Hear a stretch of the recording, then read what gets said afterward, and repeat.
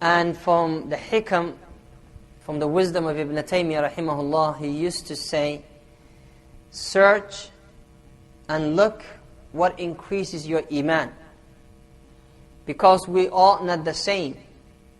We don't like a certain type of food. Not all of us would like biryani. Not all of us would like pizza. Not all of us would like burgers. So we have to mix chicken, meat, beef, Iman, the thing that increases your iman is likewise.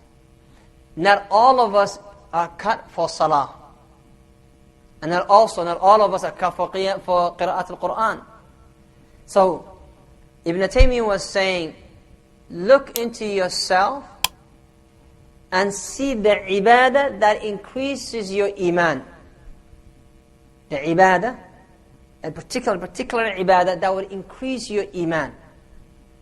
Some of the ibadat you do, and your iman, the level of your iman is not increased at all. Others you do it a very short time, and you see the level of iman, masha'Allah. Some of the brothers, they sit in the masjid and they read Qur'an, and you can feel that he's a changed person. Others, they sit in the masjid and they do dhikr. The third is listen to the halaqat, and through lectures and halaqat in the story of the Salihin, that iman increases. Like I know a brother, mashallah, if his iman is down, he goes and he just studies the biography of the Sahaba. And when he comes out of his room, you see his eyes are red and all this, because he's into that lives of the Sahaba, of Nabi sallallahu alayhi wa sallam, the struggle of the Messenger of Allah. And that increases iman to the point that he will cry before he finished reading the story. The same brother, if you bring him to Qiyam al-Layl, he may not cry. Now, halaqats also another form of ways that will increase your iman. Today we will talk about a subject that is unique, in a sense that you may think it's not related to Salat al-Taraweeh or Qiyam al-Layl or I'tikaf or the last 10 days of Ramadan. But at the same time, it's something that we all aim for.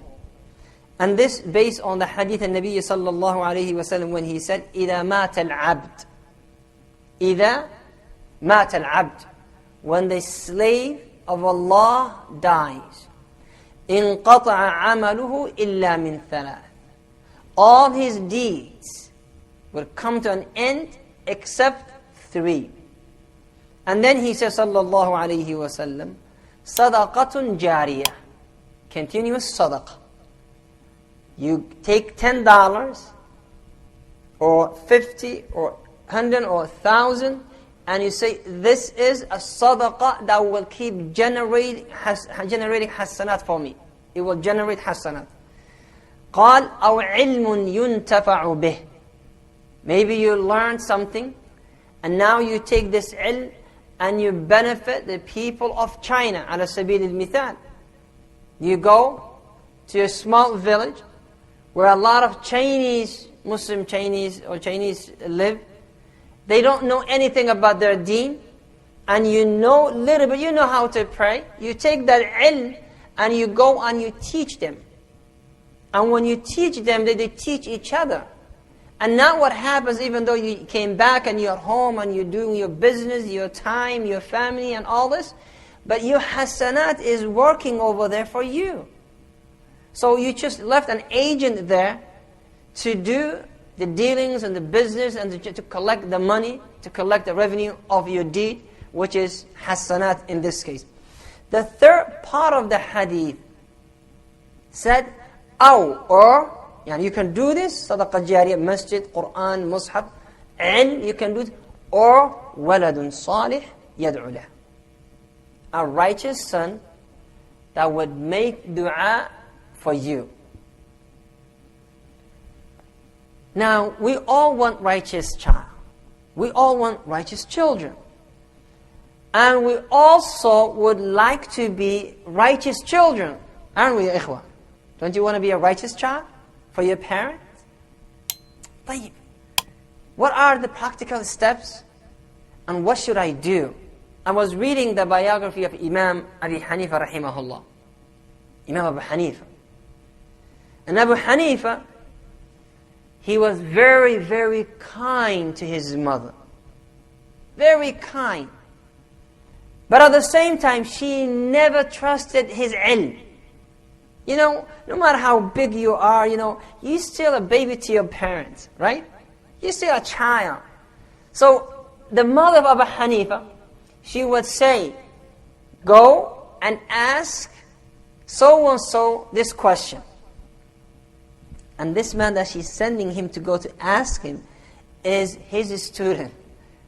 Yani, so imagine the mother of Fawzan, she comes to him and says, go ask Brother Sa'id what he thinks about this.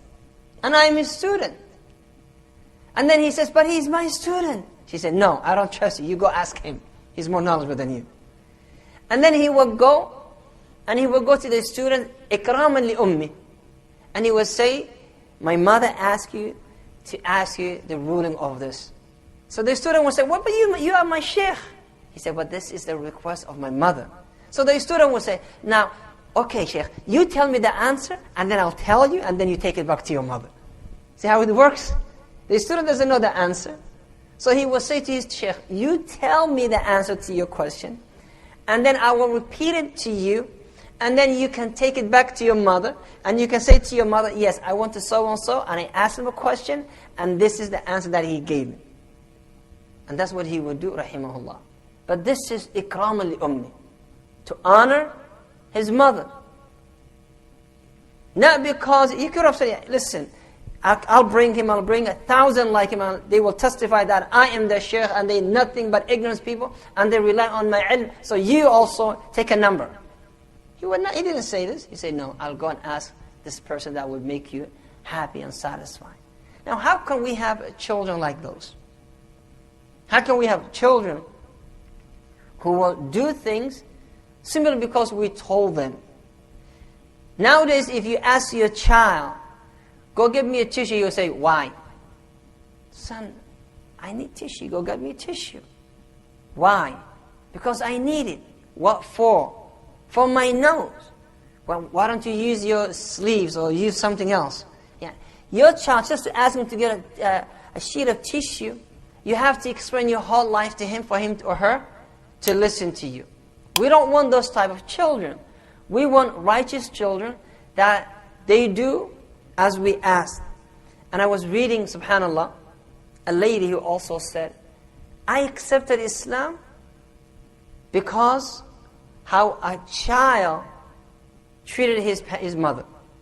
She said the first time, she's an American lady, she said the first time that I learned and heard the name of Islam and how the person was explaining Islam, I laughed. I said, that is so silly, that is so pathetic. I didn't even listen. As soon as he said Islam is peace, I said, click, I don't want to listen to this. But she said I was a nurse, and this husband and wife couple, they flew from overseas, and they came to treat this old lady. He said this young lady who's wearing scarf and covering herself and all this, she was crying. So I said to her, why are you crying? And she said she couldn't talk to me because she was very, very emotional. So she said, my mother-in-law is sick. I said, your mother-in-law is sick? And I remember she said, last time I spoke to my mother was 4 months ago when I sent her a card for Mother's Day. Nothing else. Since that day I have not spoken to my mother. And this lady, she's not crying for her mother, but she's crying for her mother-in-law. And I said, what is this? She said, the only thing that I could think is, would I ever cry for my mother-in-law? Would I ever be that concerned about her? Usually we have negative and bad, relationships. If she dies, like, alhamdulillah, she's dead, And this lady, she's crying for her mother-in-law.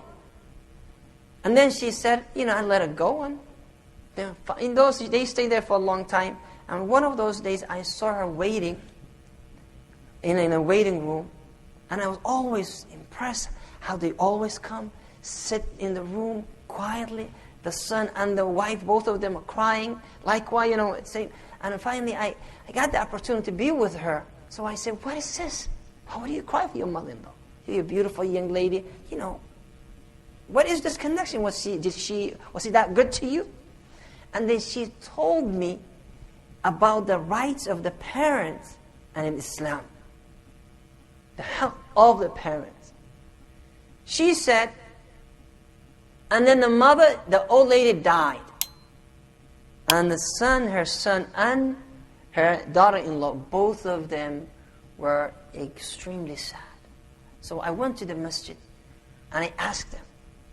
I went to Islamics and I said, tell me something about the rights of the parents. So they gave me a booklet saying the rights of the parents in Islam. I read the book and I accepted Islam, and the only thing that I knew of Islam is the rights of the parents. Nothing else. Nothing else. No tawheed, no aqidah, no tawheed al-uluhiyyah, tawheed al-rububiyyah, tawheed al-asma' wa sifat, no Muhammad. All I knew about Islam was the rights of the parents. So, Nabi sallallahu alayhi wa sallam يقول أو ولد صالح يدعو له. So we want to know what should we do for us to be the righteous child and for us to have righteous children. In the Quran يقول الله سبحانه وتعالى والذين آمنوا واتبعتهم ذريتهم بإيمان ألحقنا بهم ذريتهم. Allah subhanahu wa ta'ala, and those who believe and those whose offspring follow them in faith. وَالَّذِينَ آمَنُوا وَاتَّبَعَتْهُمُ ذُرِّيَّةٌ بِإِيمَانٍ. What happens? يقول, to them shall we join their offspring. So your children and my children, if we are in Al-Firdaus Al-A'la and they are in Jannah, then they will be upgraded. Have you ever went to a hotel? A 5-star hotel, and they give you, simple room, and then you said, I don't like the room when you go, and then you bring all your bags downstairs to the reception, and then they give you another room, and say, I don't want, and then you say, sir, I'm sorry, sir, because we bother you, we're going to upgrade you. And they give you a suite. Did that ever happen to you? No, man, you poor people. It happens. It happens. If you complain, I went to one of the hotels in the UK. It's a nice hotel. And then I saw something moving. I didn't know. And my nephew said, that's a mouse, that's a mouse. So I called it, that's a mouse in my room. And they came running and they took my stuff and they upgraded me to a suite. I wanted to call them, there's a big rat in my room. See what they can, upgrade me now. Imagine in Jannah, when your children are not 5-star rooms and suite and they're not treated likewise, Allah subhanahu wa ta'ala will upgrade them to your level. So the whole family will be on the same suite, on the same Jannah. طيب. What if the father is in the lower level and the son is in the higher level? Well, what happened? Also, Allah would upgrade the father. So Allah subhanahu wa ta'ala, He's saying this is what we do to the people of the Salihin. Let us go first and see how we can have righteous children. How we can have righteous... What should we do? Praying, wishing, just desiring that it's not going to be a solution. So what should we do? The ulama, rahimahumullah, all of the ulama that I read for, all of the ulama, they start with this. And they say, get a righteous mother for your child. Righteous mother. They wouldn't say, send them to Islamic school, or send them to a Hifd Quran school, Hifd school, or move to Medina, or live in Mecca. But they all say, regardless where you are, find a righteous wife for your future child. It's not even born. And subhanAllah, and I researched, and I looked, and when you look and you read about the biography of the great men of the past, from the Sahaba, from the ulama, from the mujahideen, great men, you will realize that the mother really, their mothers was the one who did the work. I look at the Sahaba. Look at the Sahaba. Az-Zubayr bin Awam. Do you know Zubayr bin Awam radiyallahu anhu? Yani Zubayr bin Awam, he was very, very, very strong in personality. He had extremely strong personality. And he feared no one other than Allah subhanahu wa ta'ala. He feared no one. Yeah, this is good. And if you study his biography, you see his father died when he was young. Usually when the child is raised as a yatim, he becomes soft, right?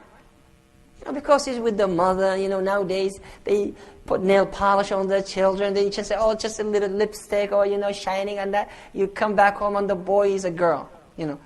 He's not a man, wallahi. But his mother, Safiya